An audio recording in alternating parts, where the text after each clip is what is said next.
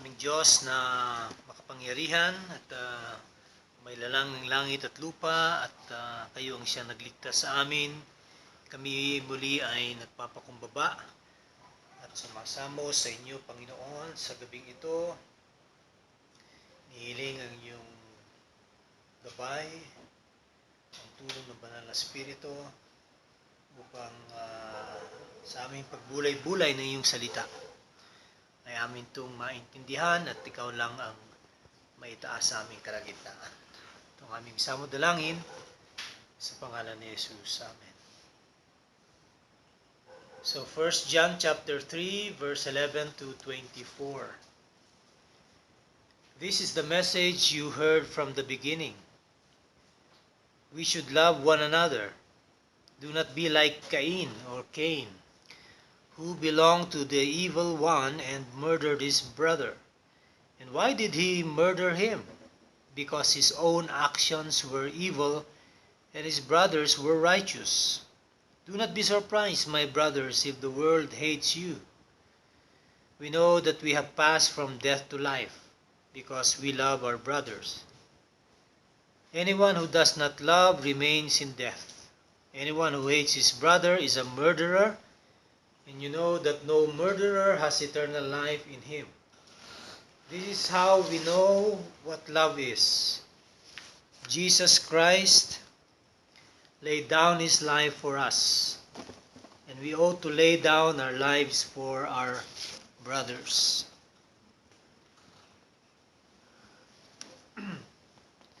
If anyone has material possessions and sees his brother in need but has no pity on him, how can the love of God be in him? Dear children, let us not love with words or tongue, but with actions and in truth. This then is how we know that we belong to the truth, and how we set our hearts at rest in his presence whenever our hearts condemn us. For God is greater than our hearts, and he knows everything. Dear friends, if our hearts do not condemn us, we have confidence before God and receive from him anything we ask, because we obey his commands and do what pleases him.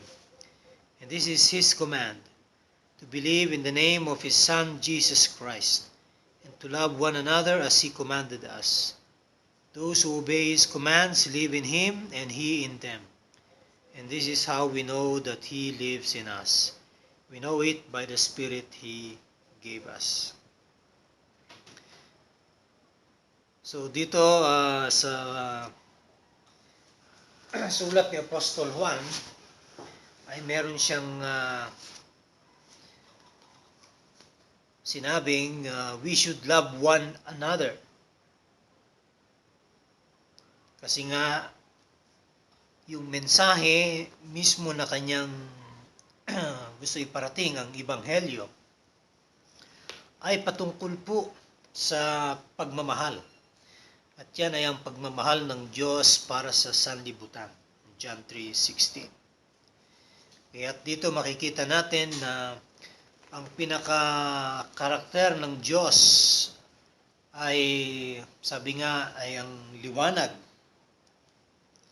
At dahil yung liwanag na yan ang binibigyang diin na ang pundasyon ng Ebanghelyo ay nung una pa lang ay ibinigay na. Kaya yung Ebanghelyo ay hindi po nagumpisa doon sa New Testament, bagkus sa Old Testament pa lang. Noong pa lang ang Diyos pa lang ang naroon at kanyang inumpisahan ang kanyang paglilikha, ay makikita na natin na sinasabi na siya ang liwanag at siya rin ang magbibigay ng liwanag dito sa mundong ibabaw. At sabi, yung mensaheng yan ay noon pa man ay atin ang narinig. So hindi lang po nung panahon ng Apostol Juan, bagkus nung pang Old Testament. Kaya nga sa Genesis chapter 3 verse 15 and 16, makikita po natin doon yung tinatawag na proto-evangelion. the first proclamation of the gospel. So, doon pa lang sa Genesis ay naroon na yan. Okay? So, dito makikita natin na yung kanyang utos to love one another ay ganun din po. Sa umpisa pa lang ay kanya na po itong ibinigay.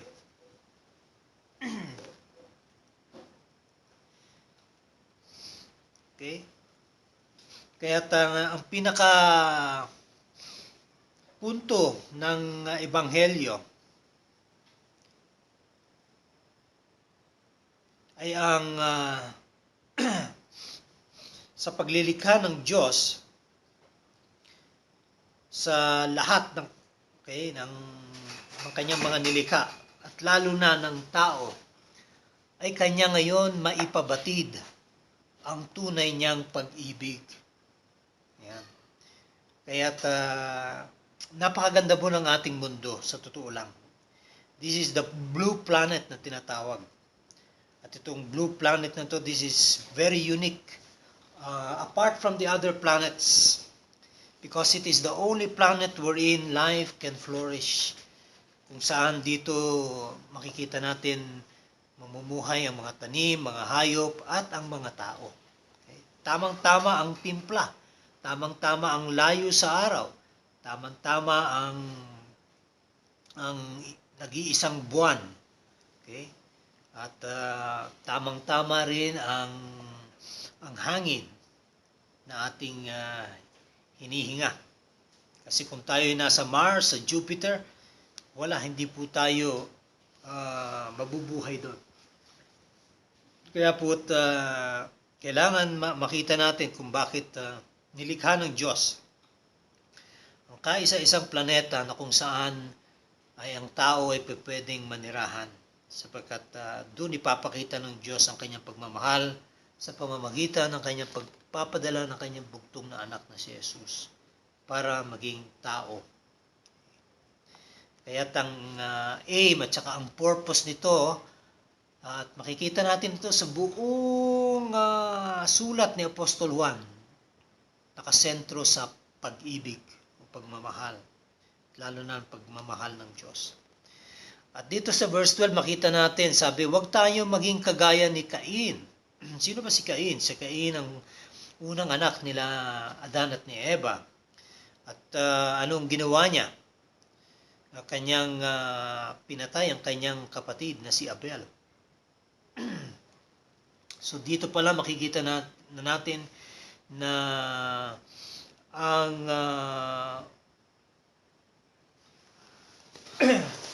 ang opposite ng pag-ibig o ng love ay hatred. Yan. At yung hatred na yan ay dun din sa panimula nangyari. Nag-umpisa yan kay Satanas. Okay? Nung kanyang magrebelde siya sa Diyos at nung siya nandito sa lupa, kanyang naman nilinlang ang una nating mga ninuno, si Adan at si Eva. Dahil dito pumasok ang kasalanan. Kaya't makikita natin ang pagkagalit ay yung hatred ay matagal din. Okay? Halos sumabay doon sa panimula ng paglilikha ng Diyos after nung mahulog sa kasalanan ang mga tao.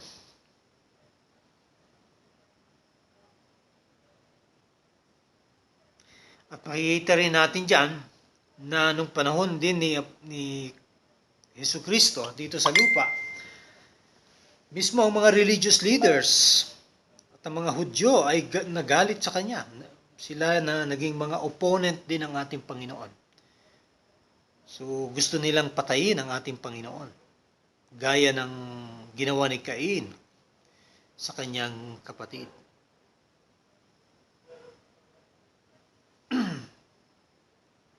At sa mga Hudyo, kahit pa sila ay anak ni Abraham, sabi nga, yun ang kanilang pinagmamalaki. Pero sabi nga ni Jesus, as it is, you are determined to kill me. If God were your father, you would love me. You belong to your father, the devil, and you want to carry out your father's desire. He was a murderer from the beginning, not holding to the truth. John 8:40, 42, and 44. So dito makikita po natin na mismo ang Panginoon na nagsalita na kung kayo ay mga anak nga talaga ng Diyos, then mamahalin niyo ako. Pero hindi kayo kabilang sa Ama, kundi kabilang kayo sa Diablo. Sapagkat siya ang inyong Ama. So makikita natin na ang hatred ay galing mismo yan sa kasamaan, sa Diablo. Makikita natin na si Cain, hindi po siya naging murderer dahil siya ay pumatay, dahil pinatay niya kanyang kapatid, kundi dahil siya ay anak ng demonyo, yung kanyang mga actions were already evil. Doon pa lang sa pag-aalay, nag-alay ang dalawa, nag-alay siya lang ng kung ano mga tanim na pwedeng makita niya sa kanyang kanyang lupa. Si Abel ay nag-alay naman ng hayop. Okay, so the best na hayop, hindi lang basta any kind of animal, pero yung sabi nga yung tupang walang blemish, walang spot, so walang defect. So dito natin makikita na doon pa lang si Cain wala nang respeto sa Diyos. Dahil kung ano na lang ang gusto niya iaalay niya.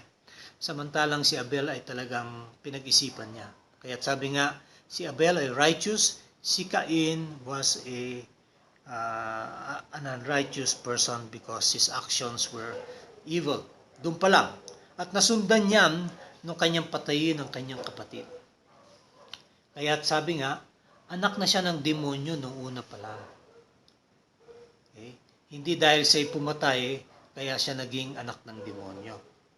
Kundi, bago pa man lang nangyari yan, ay anak na siya ng demonyo. Kaya makikita natin yung labanan ng light versus darkness, ng morality versus immorality, ng love versus hatred, ng sacrifice versus greed. Kaya't makikita natin na ang gawain ng Diablo ay talagang sa kadiliman. At kaya nakayang gawin ni Cain, the first murder in the Bible, ika nga, nakaya niyang patayin ang kanyang kapatid. At parang sa maraming tao, parang imposible. Pero hindi, sapagkat makikita ngayon natin sa panahon natin ngayon, anak kaya niyang patayin ng magulang, magulang kaya niyang patayin ng anak, kapatid, nag-aaway-away, nakikita natin ang talagang pagpasok ng kasalanan, makikita natin na ang roots niyan ay dito po sa pangyayaring yan sa Biblia. Kaya sabi nga dyan sa verse 13, huwag kayong masurpresa, mga kapatid, kung ang mundo ay galit sa inyo. Bakit nasabi ni Apostol Juan yan?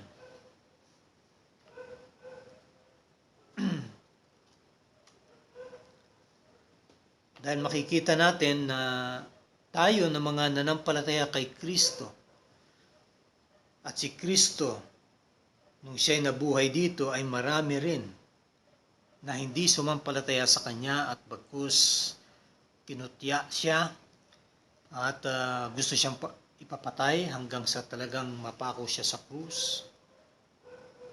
At dahil dyan, sa ating pakikipagpisan sa ating Panginoon, ating pakikiisa, ating pagpapasakop sa Kanya, ay ayaw ito ng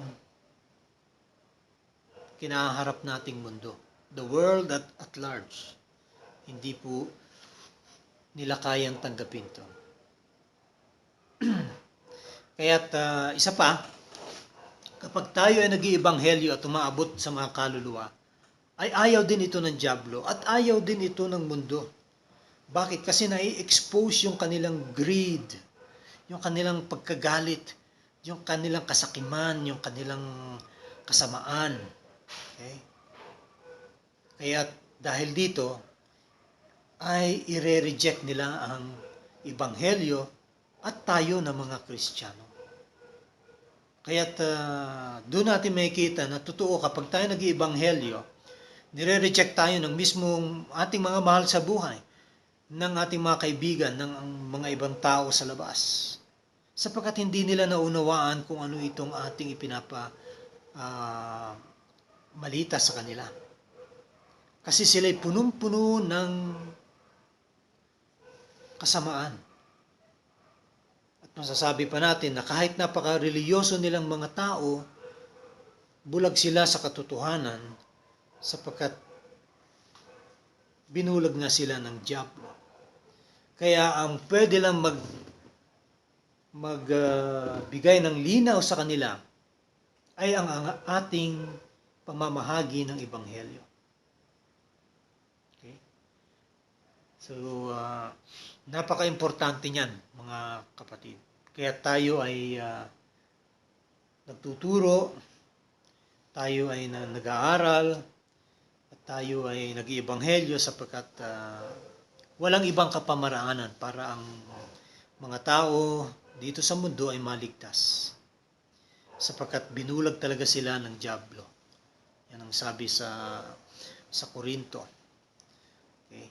Ni Apostol Pablo. So sa verse 14, sabi, we know that we have passed from death to life because we love our brothers. Anyone who does not love remains in death. So sabi nga, we are born of God. Tayo'y pinanganak mula sa Diyos, hindi sa mundo. Kaya tayo'y tinawag na mga anak ng Diyos. Now, sa pagsasabi niyan, sabi nga, tayo na ay nakalagpas sa kamatayan patungo sa buhay na walang hanggan dahil sa minahal natin ang kapatid.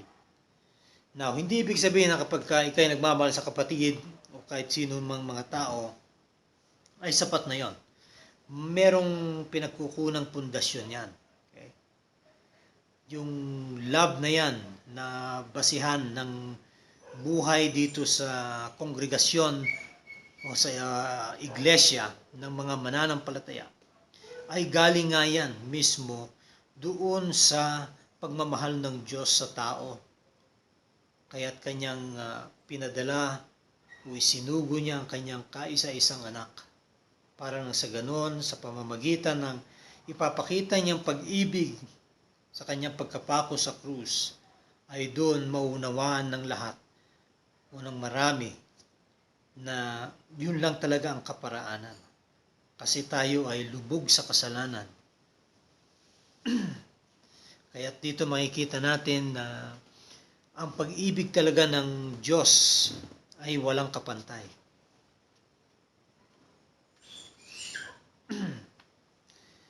So, kapag daw galit tayo sa ating kapatid, lalo sa kapatid nating mananampalataya, tayo daw ay isang murderer.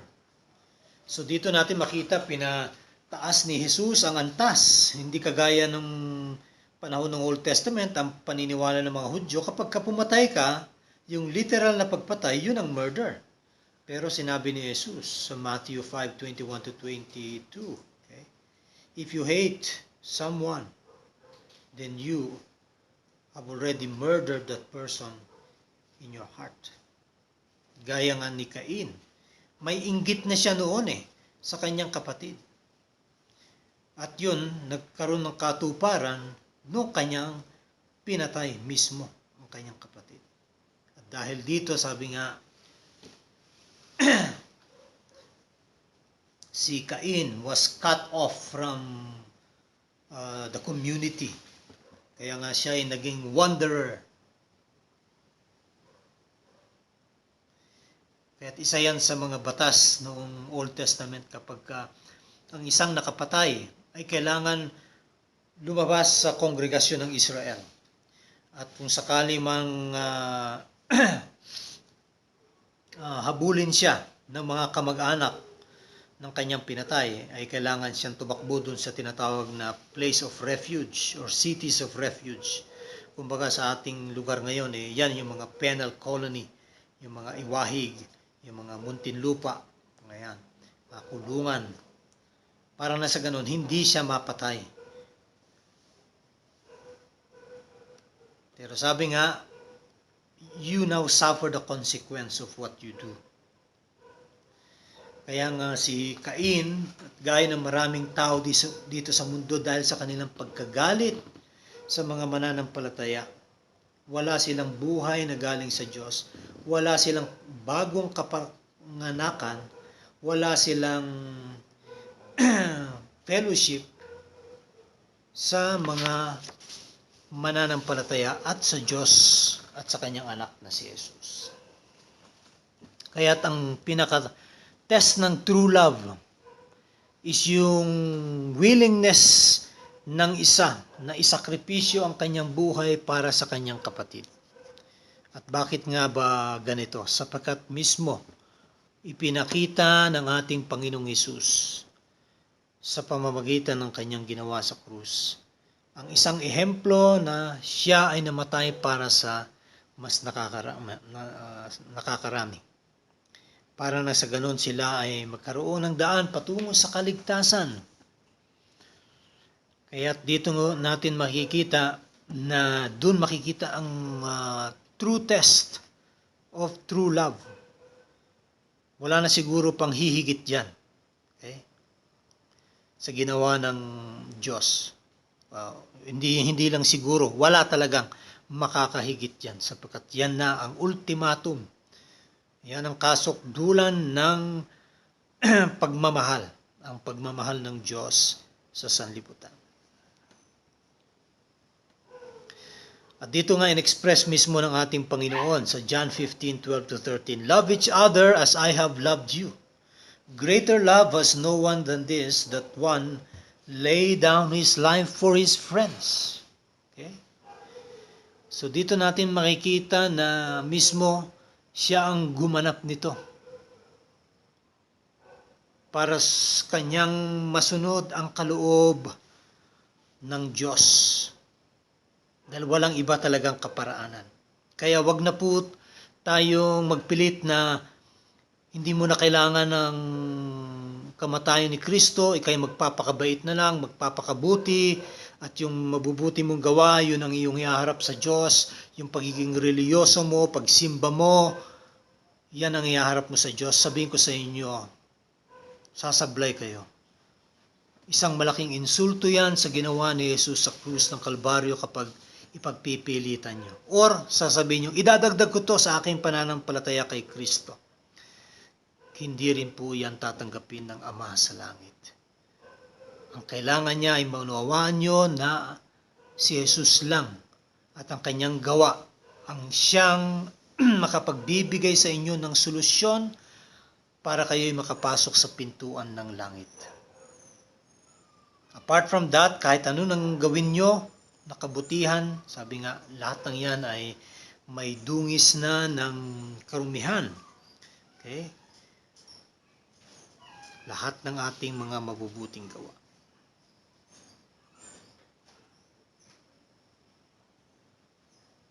Kaya atin ang tanggapin ang sakripisyong ginawa ni Jesus sa krus ng Kalbaryo. At yung ating paggawa, yung ating pagbibigay ng pagmamahal sa ating kapwa-tao o sa ating kapatiran, lalong-lalo na, hindi ibig sabihin ay yan ang magiging daan mo, kundi yan yung ebidensya na ikaw nga ay anak ng Diyos, na ikaw nga ay kanyang hinirang. So ngayon ang tanong, paano natin malalaman kung kakailanganin nating isakripisyo ang ating buhay para sa isang kapatid.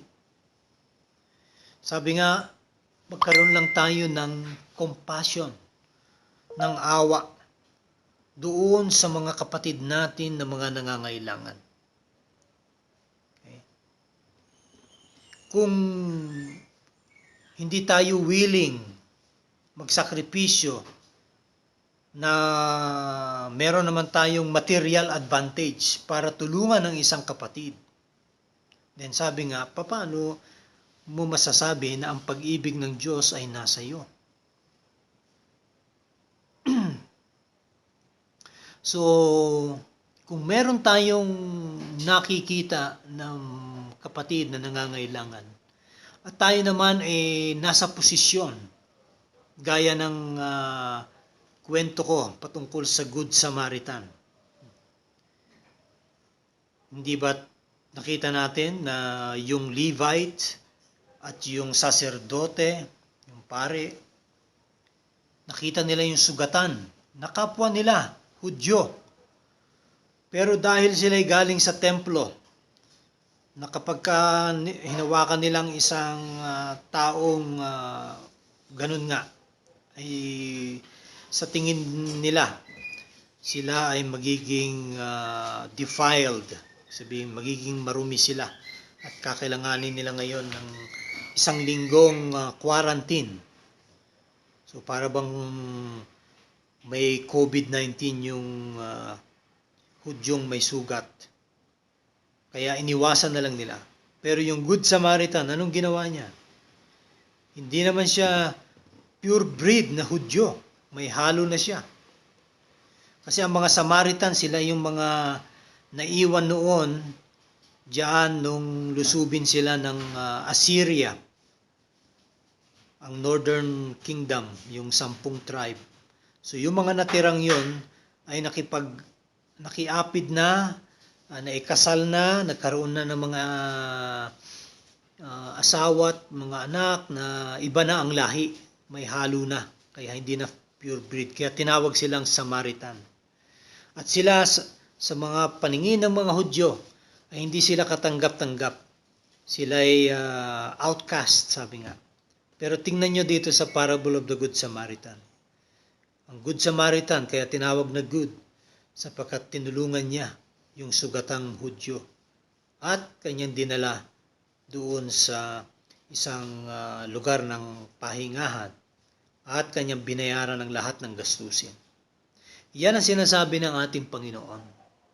Kung meron naman tayong kakayanan para tumulong, ay dapat gawin natin. Kasi doon natin may papakita ang pagmamahal ng Diyos sa tao.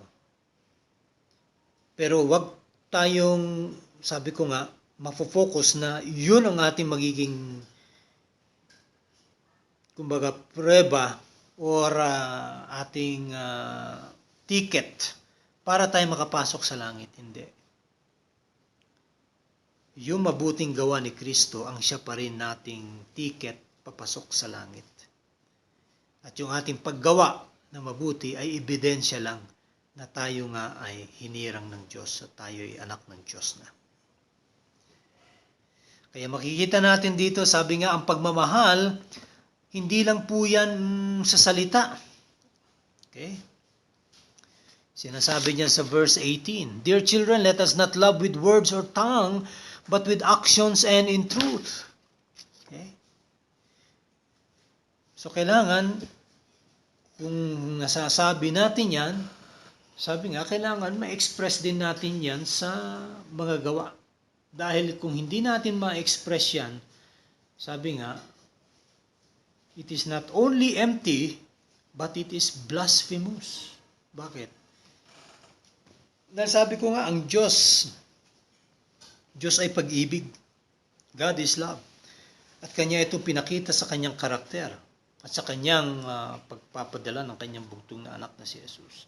So pag hindi natin ito ginawa sa tamang aksyon, gaya ng sinasabi nga rito sa James 2:15, suppose a brother or sister is without clothes and daily food, If one of you says to him, "Go, I wish you well, keep warm and well fed," but does nothing about his physical needs, what good is it? Alam niyo po ba, nung panahon ng pandemic at marami ang mga talagang mga nagutom dahil nga po wala namang iba silang means, karamihan po ng mga mahihirap ay they live on a day-to-day basis. And that was an opportunity for the Church of God to show their love and concern. And I hope na nagawa natin to in our own little ways. Sapagkat yan mismo ang sinasabi ni James, chapter 2, verse 15. At sa 1 Corinthians 13:1. Now, pagdating naman sa verse 19 and 20, sabi diyan, "This then is how we know that we belong to the truth, and how we set our hearts at rest in His presence whenever our hearts condemn us, for God is greater than our hearts, and He knows everything." So, paano natin malalaman kung tayo nga ay nasa katotohanan? Paano natin i-deal yung mga katagang, yung mismong, yung puso natin ay nagko-condemn sa atin? Ano bang ibig sabihin din nito? Yung salitang yan, napaka matalinhaga dahil hindi nga naipaliwanag ni Apostol Juan. Sinabi diyan, whenever our hearts condemn us. Kailan ba kinokondem ng ating puso ang ating sarili? Sinasabi minsan ng ating puso, ikaw ay makasalanan. Wala kang kwenta na maging anak ng Diyos. Okay? So makikita natin na ganyan ang sinasabi ng puso natin at sinusugsugan pa ng dyablo. Ina-accuse tayo. O tignan mo yung ginawa mo ng isang araw, o yung ginawa mo ng isang gabi, o hindi ba't hindi ka nais-nais yun? Eh bakit nagawa mo? Tapos sasabihin mo, ikaw ay Kristiyano? So makikita natin na maaring yan malamang ang tinutukoy dyan ni Apostol Juan. Okay? So very complex po itong passage na ito. Pwede natin tingnan ito sa ganito. If we know that we love truly with actions and not mere words, that knowledge will not only assure us that we belong to the truth, but will also act to set our hearts at rest in His presence whenever our hearts condemn us. Okay? So yung mismong mga actions na pinakita natin, dahil hindi naman natin mape-perfecto lahat. There will be times na wala tayo sa discernment or mali yung ating magiging desisyon. At siguro yun yung mga time kung saan nasa huli nga yung pagsisisi at ang puso natin kinokondem tayo. Pero sabi ng Diyos, huwag kang matinag. Okay? So sinasabi niya, for God is greater than our hearts and He knows everything. Doon natin makikita na kailangan talaga natin ang Diyos. Left to our own devices, sa sarili nating lakas, sarili nating dunong, ay sasablay pa rin tayo. Pero kung ikaw ay anak ng Diyos at ikaw nga ay kumbaga hinirang na ng Diyos, then sabi nga niya, hindi dapat tayo madiskaril o madismaya. Kapag may mga pagkakataon na kung saan ay nakakaramdam tayo na parang kinokondem tayo ng ating sariling puso. Okay? At sinasabi rin naman sa Jeremiah, na sabi nga, let us not trust our hearts also. Because our hearts is desperately wicked. Kaya't ganun pa man, whether it is positive or negative, yung magiging effect sa atin, rest assured that God is greater than our hearts. Meaning to say, ang pag-ibig ng Diyos ay kaya niyang takpan ang lahat ng ating kapalpakan o kahinaan. At diyan natin makikita na totoong kailangan natin ng Diyos sa ating buhay.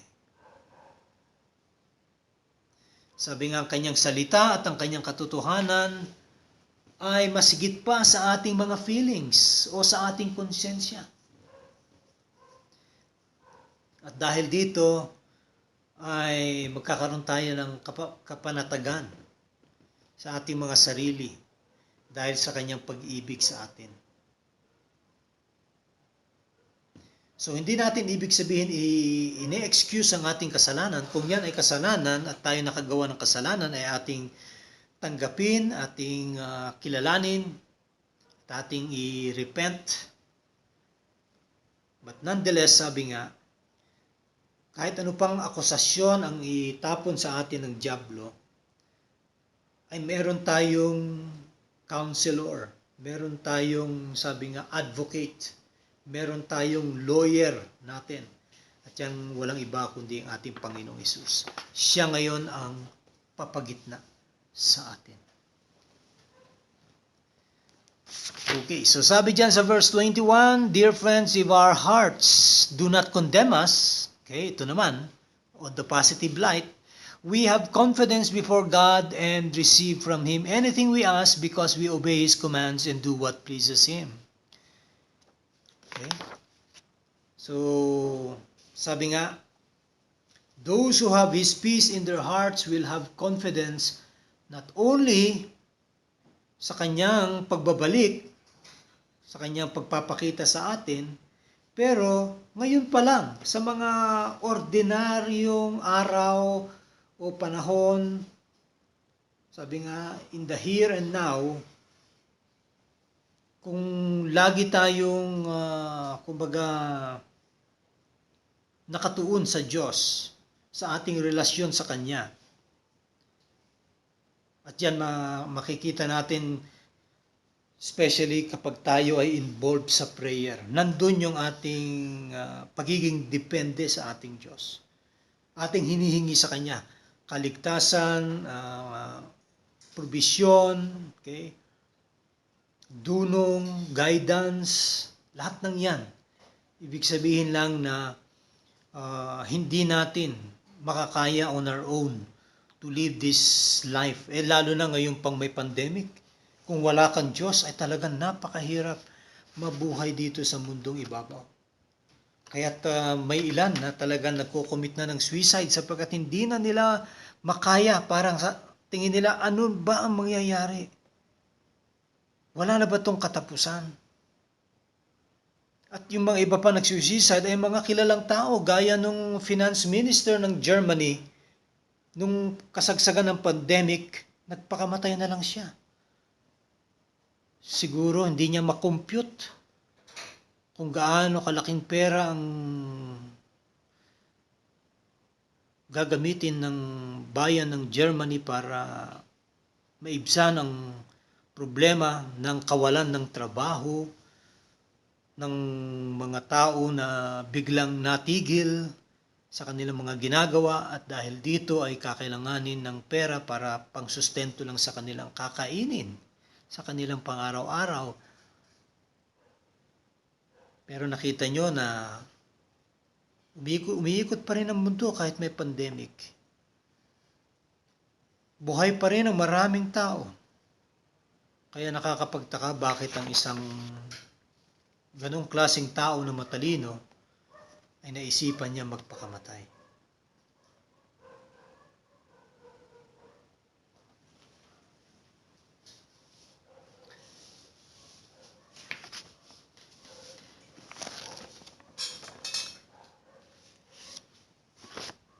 So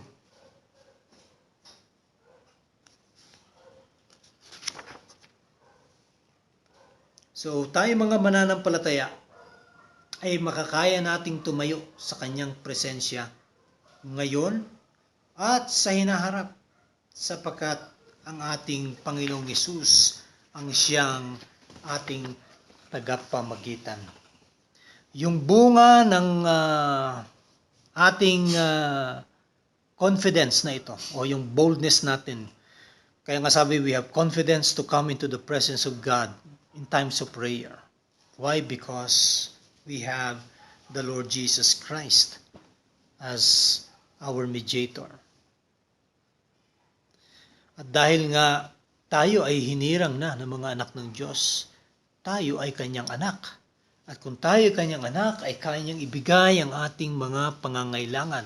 Kaya nga sabi, anuman ang ating hilingin ay kanyang ibibigay. Sapagkat ating sinusunod ang kanyang mga utos at kung ano ang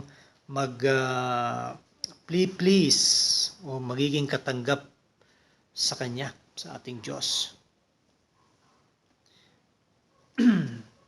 Sabi nga, because we obey His commands and do what pleases Him, ito mismo ay directly galing po doon sa John 8:28-29. Sabi niya, I do nothing on my own but speak just what the Father has taught me, for I always do what pleases Him. See? Si Jesus, kanyang sinusunod ang kalooban ng kanyang Ama. At sabi niya, Jesus, who always did His Father's will, knew that His Father heard Him. Naririnig siya. Kaya tayo rin ganon. Kapag tayo nananalangin, rest assured na napapakinggan niya ang ating mga panalangin. So wag tayong panghinaan ng loob. Patuloy nating ipanalangin ang dapat nating ipanalangin, lalo na ang mga kaligtasan ng ating mga mahal sa buhay. Sapagkat ang Diyos, siya ay nakikinig. Sabi nga ng ating Panginoon, I knew that you always hear me. John 11:42. Kaya't inassure niya ang kanyang mga disipulo, in that day you will ask in my name. I am not saying that I will ask the Father on your behalf. No, the Father Himself loves you. What an assurance. Nasabi ng ating Panginoon, in that day, you will ask in my name. So makikita natin dyan, yung ating paghingi ay hindi sa kahit anong bagay. Mayroong pinupuntirya dyan si Apostol Juan. Sabi, whatever you ask in my name. Okay? Ano yung in my name? Ibig sabihin yung nakadikit sa karakter ng Diyos. Makikita natin, sasabi niya, hindi naman sa ako ang magpipilit na ipagpilitan ang mga hinaing ninyo, pero alam niyo naman na ang Ama mismo, mahal na mahal kayo. See? Ang Ama at ang Anak at ang Espiritu Santo, mahal tayo ng mga kanyang hinirang. And that already gives us the assurance to live this life hanggang sa kanyang pagbabalik until He appears. So, ang isang Kristiyano, he will persevere. Ano man ang mangyari. So if we go through trials, tribulation, persecution, let it be. Why? Because God will strengthen us. God will help us. Okay? And if He will not, then rest assured, He will bring us into His kingdom, into His paradise. Okay? Meaning to say, kung ikamamatay mo, ang paghihirap na yon, rest assured, makakapiling mo ang Diyos sa langit. Kaya nga, to believe in the name of His Son, Jesus Christ, will also equate to loving one another. Pag ikay naniniwala sa anak ng Diyos, mamahalin mo rin ang kapwa-tao mo. Yung salitang belief, okay? First time po na nag-occur yan dito sa 1 John. At yan makikita natin sa susunod pa sa kanyang pakikipagtunggali sa kanyang mga opponent, yung mga heretics o yung mga apostate, yung mga bulang mga ngaral. Sapagkat itong mga bulang mga ngaral, hindi sila nagmamahal. Klaro po yan. Wala silang tunay na pagmamahal sa kapatiran. At bakit nga ba hindi nila kayang mahalin? Sapagkat ang pag-ibig ng Diyos ay wala rin sa kanila. Sapagkat hindi sila naniwala kay Jesucristo, ang anak ng Diyos. Kaya nga ang maniwala kay Jesucristo,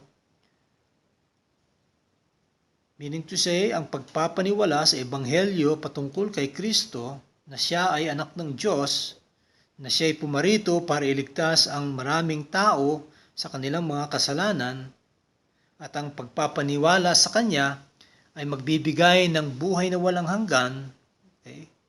Then, ibig sabihin, kung ito naintindihan mo, then ikaw ay anak ng Diyos.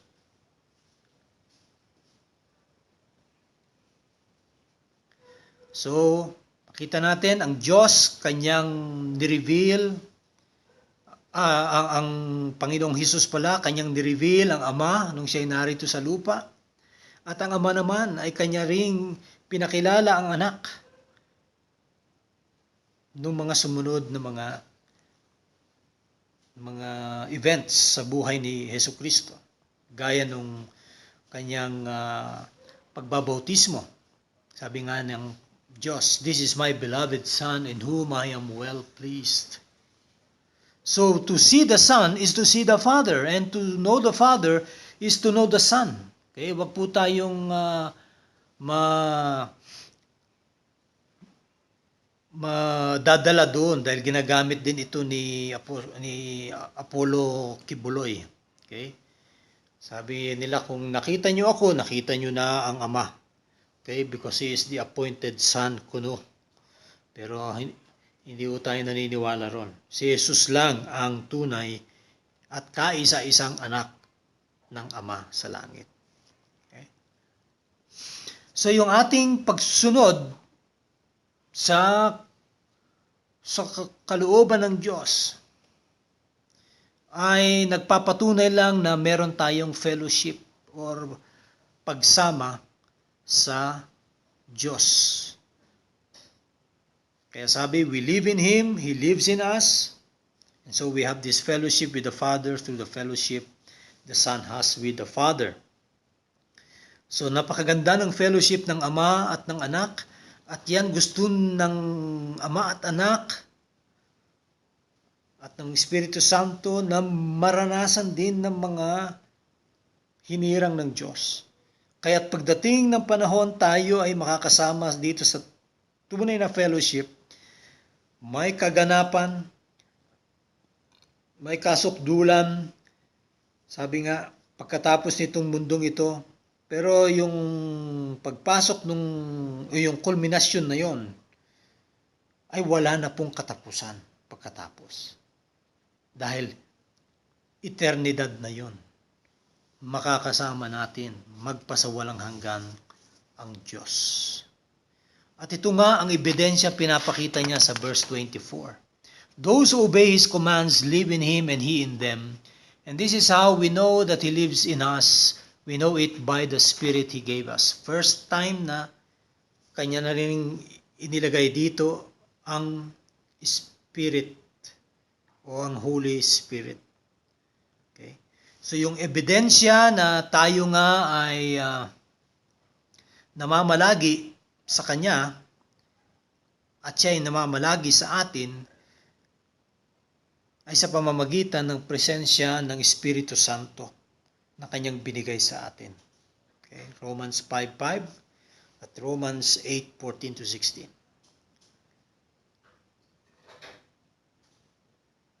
So dito makikita natin na hindi na binigyan pa ng eksplanasyon ni Apostol Juan ang patungkol sa Espiritu. Because ang kanyang mga sinulatan ay alam na nila kung sino itong banal na Espiritu. Na sinulat na rin ni Apostol Juan ito sa John chapter 16 and 17. Okay? Patungkol sa Holy Spirit. So, dito may distinguishing mark yung true spirit from the false spirit. Okay? So, ano ba ang tinanggap ng mga sinusulatan ni Apostol Juan? Definitely, it is the Holy Spirit. Pero ang mga bulang mga ngaral, it is the false spirit. It is the spirit of the Antichrist. It is the spirit of the devil, and that is why, sabi nga, apart from the knowledge of the gospel, si Apostol Juan being one of those na talagang naging witness at nakasama ng ating Panginoon, siya mismo ang magpapatunay na talagang ang ibinigay ang Espiritu sa mga disipulo. Nakita natin yan sa Acts, di ba? Yung time ng Pentecost, na sila ay kinasihan ng banal na Espiritu.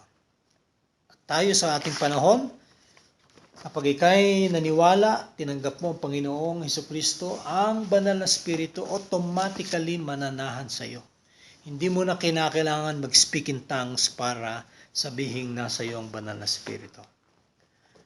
The mere fact that you have come to know the gospel and believe it is more than enough. The Holy Spirit resides in you. So dito po tayo magtatapos. Maraming salamat po sa inyong pakikinig.